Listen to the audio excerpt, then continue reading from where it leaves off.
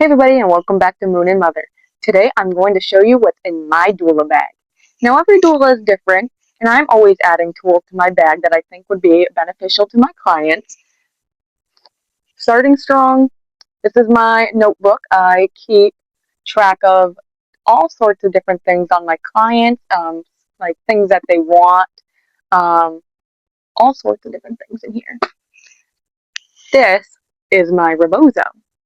We can do shaking the apples. If you don't know what that is, you bend over and I kind of put these around your butt cheeks and I shake the apples. And there's some other things that I can do. I can put it on your belly and I can help lift up the weight and take some of that pressure off for you. There are many different techniques. Some women have them. They are from the Mexican culture, so they usually baby wear with them. There are lots of different things that you can do with a rebozo. These I had handmade by my friend. They are educational, nipple boobies or whatever. Um, I can do protruding nips or I can do inverted nips. And this is a great tool to help teach my clients latching and all sorts of different things.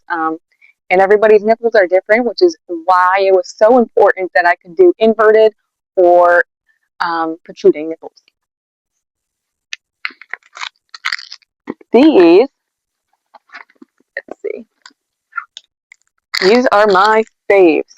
These are laboring combs. Now let's see if I can find one that I already have out here. This one is actually what really is my favorite because this one comes with a handle. So you put it on, you don't get lost when you don't want it and you're moving around the laboring room or wherever you're giving birth. You don't have to, keep track of where it is because it's going to be there whenever you want it. And what you do is you grab them and you kind of put them on your palm and you squeeze it. I have another one and the comb shapes are different.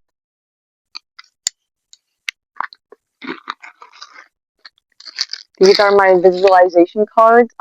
They go over birth preferences, laboring techniques, the people that you will be working with. These are my bags of essential oils. I have a lot of them. The most common ones that are used are lavender or eucalyptus. Those are definitely some faves. We love aromatherapy. This is just for me. In case I forget hair ties, I have a nice scrunchie, and this is actually made out of my baby's blanket from the hospital. These are massage balls, so these are great for the back, especially if you're having back labor. I do have another one in a different size. It's just out in another basket.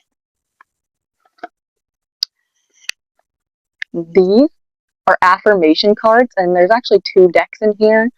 These help ground you and just make you feel calm and relaxed. Also, another fave of mine, I thought these were a great tool because I was gripping the hospital bed like I was Hulk. And I thought, what can my clients do to squeeze if that's what they want to do, like I did?